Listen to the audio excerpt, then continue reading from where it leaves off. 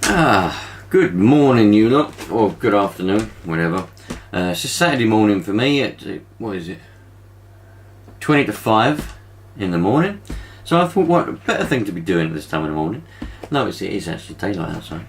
What I could be doing is having a look at this little radio. So we've got a Baofeng, however you want to pronounce it. Good people pronounce it differently. For the purpose of this video, I'm going to pronounce it Baofeng, alright? One of these little radios here. So obviously you can't tell what it is from the front of it, but anyway, you know what it is from the title. So let's just get into it, I suppose, shall we? Let's go. So here we go. Now I must point out, disclaimer, I forgot to mention it a minute ago. This is just purely an unboxing from just a random sort of person. I'm not a radio professional and I'm not being paid or anything to do this as a review. This is kind of like an unboxing and first look review kind of thing, just from your average radio enthusiast. No professionalism is involved in this whatsoever. I know there's probably some other unboxings of these, but to be honest I haven't even researched it to find out if there is. I just thought it would be nice just to open it up together and see what's inside. So on this side of the box it says obviously Baofeng. This is IP67 dust and waterproof resisting two-way radio. Walkie-talkie works well under 1 meter water for 30 minutes so that it ensure the product reliability in in the wet environments. Yeah, that's what it says there. Baofeng, by the way, I believe they're Chinese. I'm pretty sure they are. Yeah, it's made in China anyway.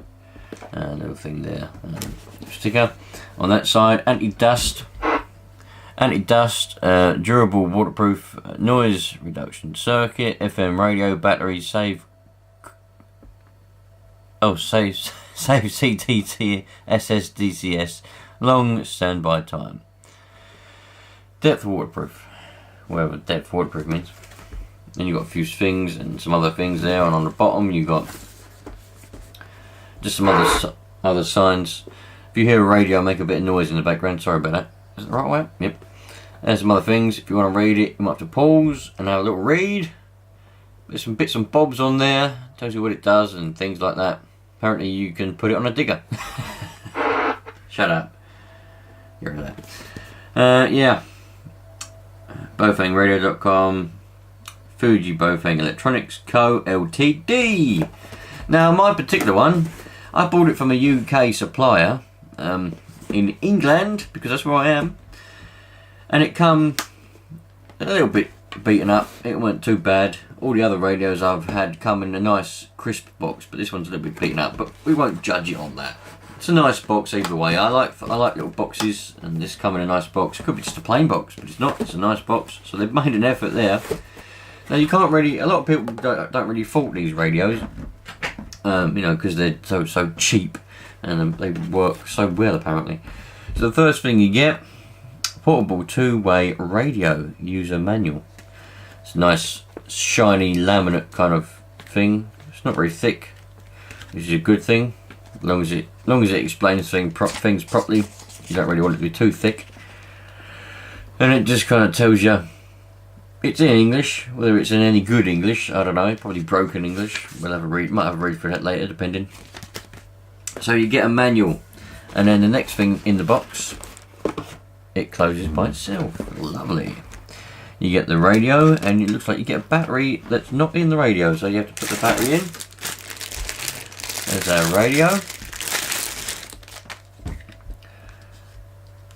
A little bit of fluff or plastic debris there. I'll get rid of that later. Don't worry about that. So there's the radio. You have to put the battery on the Baofeng FM transceiver, model UV9R Plus. I don't know what the plus means. I'll have a look into that. I don't know what plus is all about. Oh, well, we'll have a look at that. Power 15 watts. Voltage. Oh, I think that's what the plus is. I think the plus has a bit more wattage, and just the UV9R is a bit less. I think it's about 8 watts. Voltage 7.4 volt. Frequency 136 to 174 and 400 to 520 megahertz. That's the little sticker that you get on the back there. So let's have a look. Get our battery out. This will be our 7.4 volt battery. It's 8,000 milliamp hour lithium ion battery. Hopefully that means it'll bloody hell, come on. Hopefully that means it'll last for quite a long time.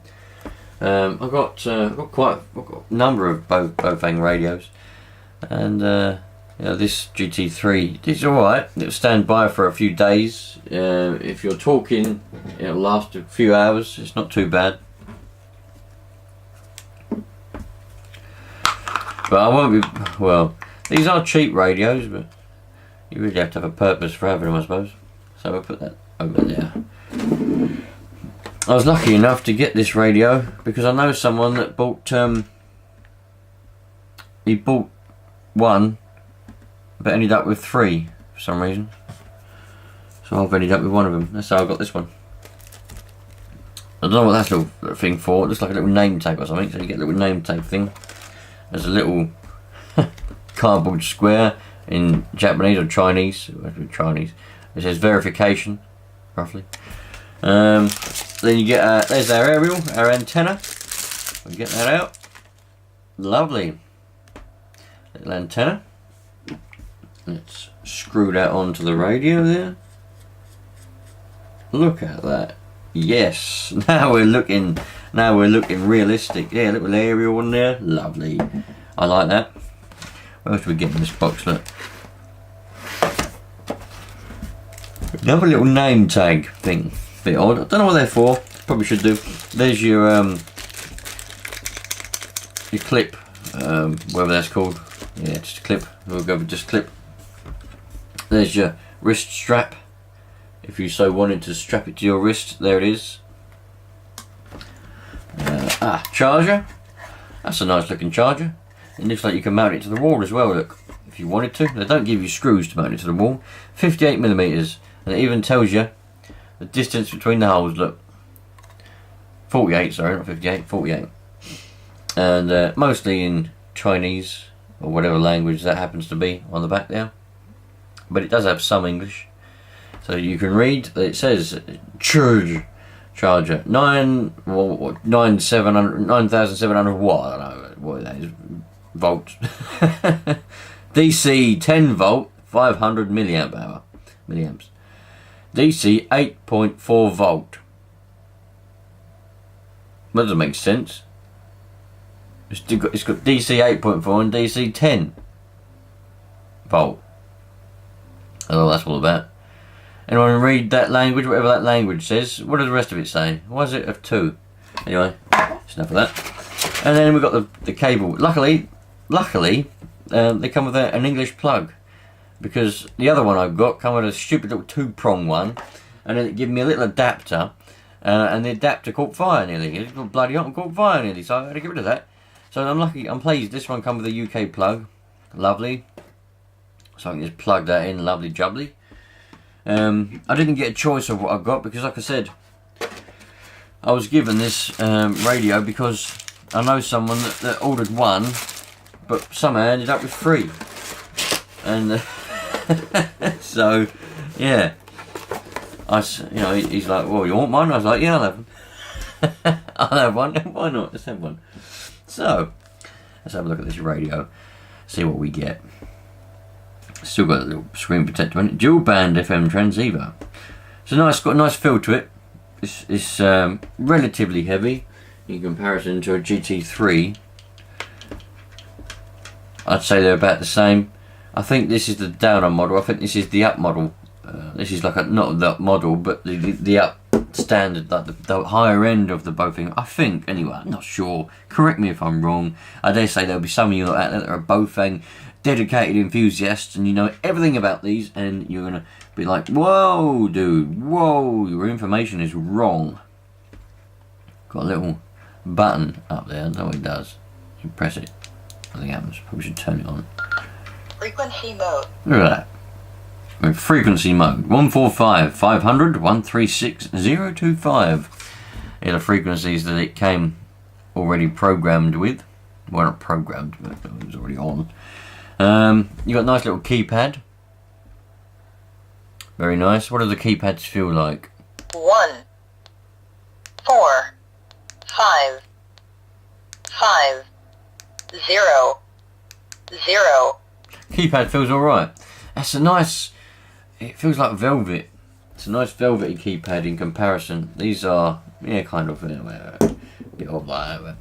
These are nice. They feel like velvet. They feel well soft. Nice soft buttons. Menu. An exit button up and down. Yep, you got all your buttons there. They feel very nice.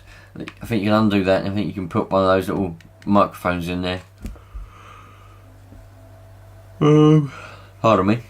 Bit of a yawn. Little screw there to screw your strap on. Yeah, man. Don't know what else to say. What's that for? It's probably for the light. Yeah, there we got a light on the top there. You press it again. It flashes. Press it again. It goes off. This other button's probably for the FM radio. Yeah. There it was. I don't know what that orange button at the top there is for. Oh, alright.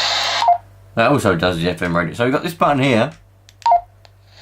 Goes to FM radio. And that orange button on top there also goes to FM radio. If you hold it in. Hold it.